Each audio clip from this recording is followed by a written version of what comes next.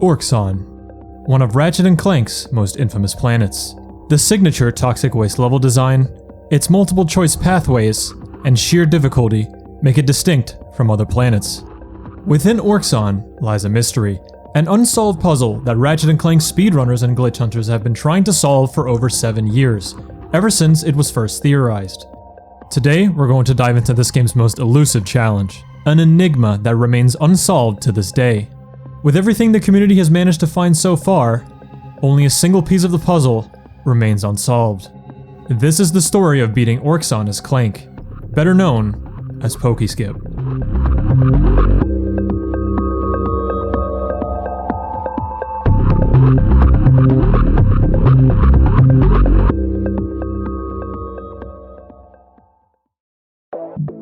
To better understand how difficult of a puzzle this is to solve, let's take a look at the bigger picture. In Ratchet & Clank, you progress through the game by collecting infobots. These little robots will give you the coordinates to the next planet, while simultaneously showing you a small preview of what the planet has to offer in a short cutscene. Infobots are usually obtained by bribing characters, reaching the end of the planet, or beating bosses. The mid-game in Ratchet & Clank is very confusing in regards to the planet order, and it all starts with Battalia. There are 2 infobots you can collect on this planet, one from the main path, and the other after completing a grind boot section. The main path will give you the coordinates to the planet that's the focus of this video, Orxon, while the grind boot section will end with the gas bar infobot. If we head to Orxon first, a cutscene clearly displays that the air on the planet is so polluted that it's impossible for Ratchet to breathe unaided, which means that Clank has to venture out on his own.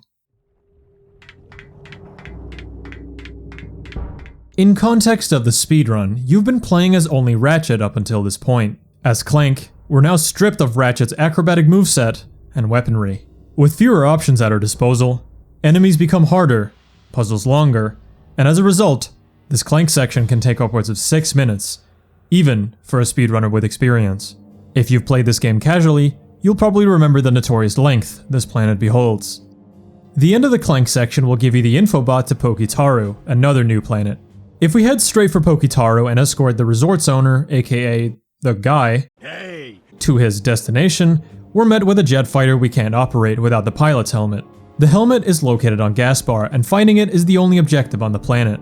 As a result, it's wise to go to Gaspar first to grab the pilot's helmet after Orxon, and then go to Poketaru so you won't have to backtrack. Now with the pilot's helmet in our possession, we can go back to Poketaru to pilot the fighter jet. In exchange for taking out the tankers that are dumping waste into the waters of the resort, the guy gives us the O2 mask, which is used by Ratchet on a return visit to Orxon. The O2 mask allows him to move around freely on the planet without inhaling the polluted air, and opens up the rest of the level thanks to the better movement options. This brings us to one of the core points in solving this puzzle, and that is how you're supposed to beat Orxon 2. The infobot you're supposed to collect as Ratchet on Orxon 2 leads to Hoven, where the game takes a more linear structure towards the end game. However, this infobot is unlike most of the previous ones in that it's not just simply sitting at the end of the level, waiting for you to collect it. The infobot on Orxon 2 is supposed to be chased through 7 different locations on the map, where it can then be collected on the 7th and final location. Using some speedrun tricks, we can reach all of these locations fairly quickly, and luckily for us, the infobot does not move back to a previous location unless you die while chasing it around. The first infobot location seems to be in plain sight, tricking the player with a false sense of accomplishment. Once you get within a radius of the infobot, it moves on to its next location.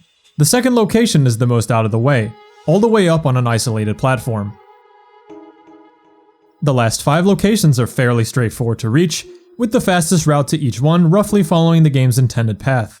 The third location is straight across the second, the fourth is here, not far from the third, the fifth is just across, the sixth is at the bottom of the Magnaboot wall, and the 7th and final one lies atop the Magnaboot wall, where you can then move on with your quest. In 2013, speedrunners slowly but surely started theorizing a major skip for the New Game Plus speedrun, Pokeskip. While the name implies the skip of the planet Poketaru, you would skip much more than that. To figure out how much time it takes for one to go through all the steps to get to Hoven, we have to start all the way back on Blarg Station. On Blarg, you would spend about 2 minutes and 2,000 bolts to buy the grind boots. These grind boots would then be used for exactly one thing in the entire run, and that is to obtain the gas bar infobot on planet Battalia. The grind boot section would be about a minute and a half. You'd then have to do gas bar in order to get the pilot's helmet, which would take about a minute. Orxon 1's Clank section can be shortened from 6 minutes to 4 with the help of some clips. Pokitaru is a pretty lengthy level itself, and is typically upwards of 4.5 minutes. Orxon 2 with all its infobot chasing around the level would be about a minute and 40 seconds. All of this extra time comes in at a total of a bit less than 15 minutes. 15 minutes is an outrageous amount of time for a speedrun this short, so an idea was proposed. Since the Hoven infobot is loaded and can be obtained during any visit of Orxon, why don't we try collecting it as Clank? If possible, this would skip the grind boots on Blarg, the grind rail section on Battalia, and all of Gaspar, Pokitaru, and Orxon 2. This question then turned into one of the toughest challenges the community has ever been faced with, finding a way to get the Hoven infobot on Orxon during the very first visit of the planet, as Clank. A character with a single slow and clunky attack, a very short jump height, and extremely limited maneuverability. To get to all 7 locations, the community had to dig deep. This was going to be hard. In order to reach the infobot locations as Clank, a lot of creative thinking had to come into effect, knowing the ins and outs of the game's mechanics, the terrain and its collision, and perhaps if enemies could be of use. In order to kickstart the search for Pokeskip, we have to start from the beginning, and the opening jump is the first glaring issue. The developers clearly tried to deter the player from going this direction on Orxon as Clank, by making the platform just out of reach. One of the 2013 runners of Ratchet & Clank New Game Plus, Ticeman, was able to find a skip for the Orxon Clank section, saving several minutes in the speedrun. By being on a New Game Plus file of the game, you can unlock the goodies menu. Inside the goodies menu, you can find in-level movies. This is a way to view any in-game cutscene of the planet you're on. A side effect of in-level movies is that they reset Clank's state to a grounded idle state when played. If you jump over the set of pipes next to the ship and play an in-level movie, the game will warp Clank down to the ground inside of the pipes.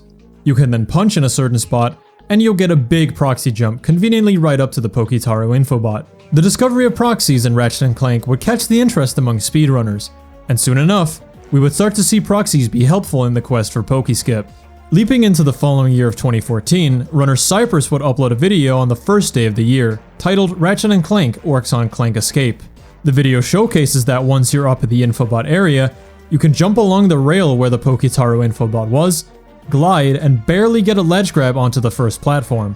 Cypress keeps the footage running for about another minute to show how far you can make it as Clank. The glide down to the main section is pretty easy. You can make it across the 2 sinking platforms just fine as well, but once you reach the split path, that's the end of the road for now. The next obstacle is this massive ledge that you, once again, can't reach with a conventional jump. Pokeskip would lay untouched until 2016, when fellow speedrunner Maxis stepped into the picture. He uploaded a video to his YouTube in April, showcasing an alternate route that would ultimately lead to the first infobot location. Using Ticeman's proxy once more, Maxis goes backwards to the small courtyard area at the end of the Clank section. By freeing one of the gadgetbots in the courtyard and pushing him into the corner of this pillar, you can jump between the two, open an in-level movie, and you'll be clipped inside of the pillar itself. Just like before, a rather precise setup is used to proxy Clank upwards over the wall.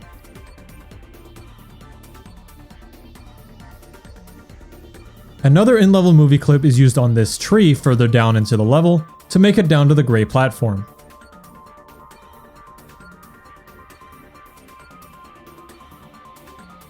Now all that's left is this one final glide towards the infobot platform. And with that, the first piece of the puzzle was solved. Infobot Position 1 was now possible. The search for more positions would once again see no activity until 2017, when runner onetabloid uploaded an alternate way of reaching the gray platform. You see, when you reach the split path with the vendor, you get a checkpoint. When you reach this checkpoint, the game will spawn a moving platform on the path you were just on that leads back to the ship. Otherwise, there'd be no other way to get back there. The platform is clearly intended to be stood on by Ratchet, so when Clank interacts with the platform, the physics get a little weird, meaning you can do this.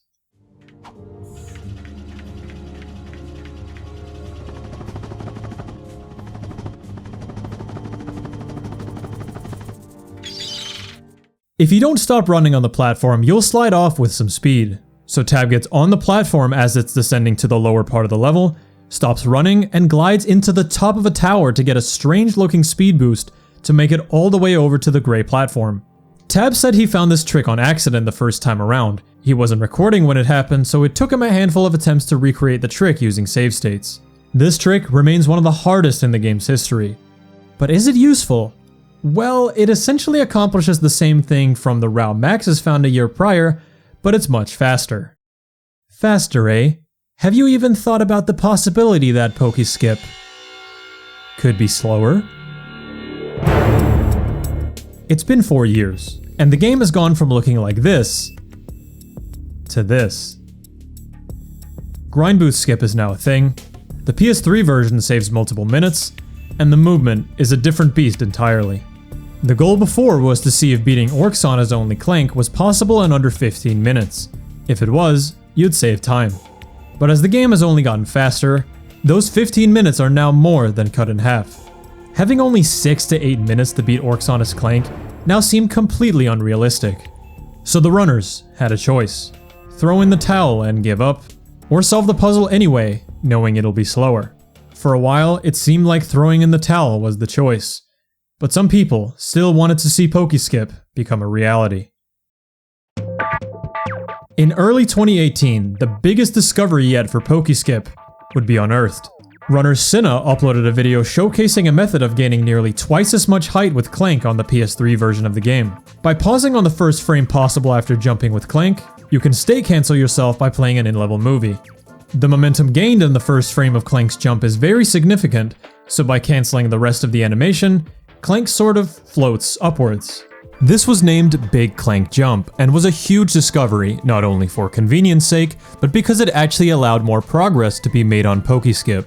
The first jump can now be done with a Big Clank Jump, but the next roadblock that also needed significant height was now solved. After reaching the first infobot location, backtracking to the elevator was necessary, but not thought to be possible because of 1, this big gap that you couldn't cross, and 2, this high ledge that you couldn't reach. A new guy, Rain, would join the Ratchet Speedrun Discord and drop some new discoveries, including a way to get over the gap with a precise proxy by clipping into a tree.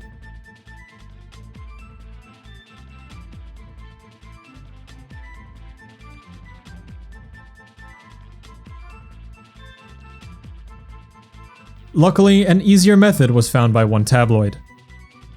Like, you totally can make that. Hang on. Look at this, you can make that! You don't have to do that proxy, come on. As for the ledge, Big Clank Jumps now enable you to reach the ledge on the very right hand side. This was also found by Rain. This jump is a lot harder than it looks, and wasn't found right away for this reason. Now it's possible to backtrack to the ship, opening up new possibilities for the route. By landing on the gray platform once more and walking through the level normally, you can reach all of the infobot locations from 3 to 6 very easily. All you have to do is not die, which isn't too bad. You can cancel the bird's attack animation by playing an in-level movie right as they're about to hit you. There's a ship later on you have to be a bit careful for. You have to wait out his attacks properly and run for it when the opportunity is there.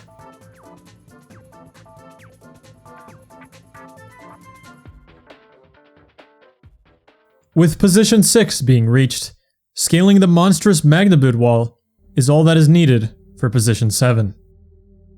A couple of months after Big Clank Jumps were discovered, a new person would attempt to push Pokeskip further.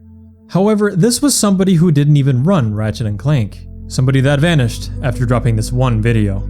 His name was Koan, and this is what he posted.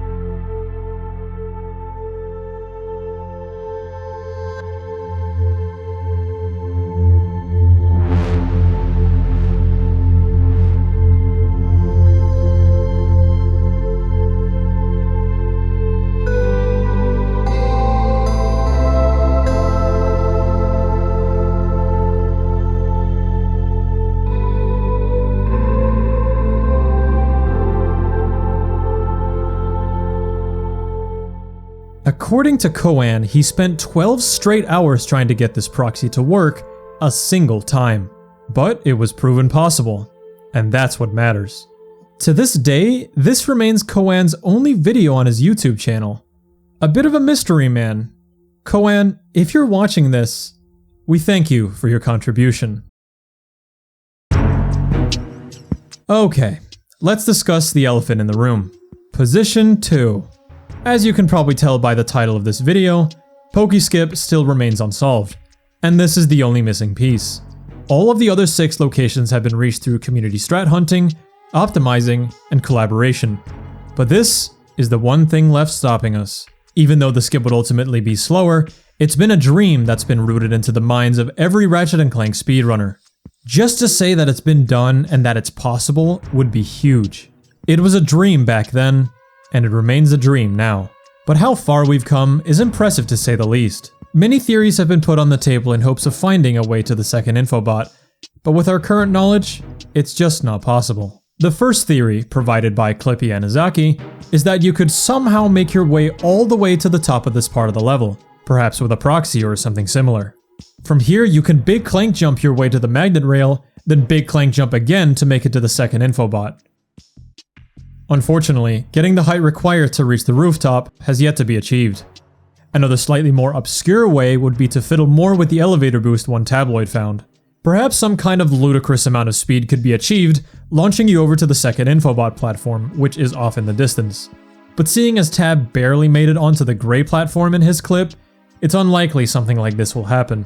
If you can somehow make your way to the second infobot location, it is possible to make it back to the start of the level again by climbing on top of this crate stack, and then big Clank jumping down to the first infobot area again. You can then loop back to the ship, do the elevator boost again, and reach locations 3 through 6. Then finally, backtrack once again to get to the 7th location. Isaki made a video called Pokeskip, which outlines what Pokeskip would look like in full succession if position 2 was reachable. The video is around 10 minutes long, so if Pokeskip was to be found, it would definitely be a lengthy process. Despite the fact that we're not there yet, we're closer now than ever, and I'm optimistic for the future. Between 2017 and 2018, so much progress was made on something that seemed like a pipe dream back in the early days. I think someday, someone will discover a way to reach position 2. I'm not sure how, but seeing how close the community got, I think it's inevitable. Could Tab find another trick to crack the code? Could Rain find another big discovery? Or perhaps, Koan could show up out of nowhere once more and save the day. I guess we'll just have to wait and see. Thanks for watching. Please consider supporting me on Patreon. Take care, and have a good one.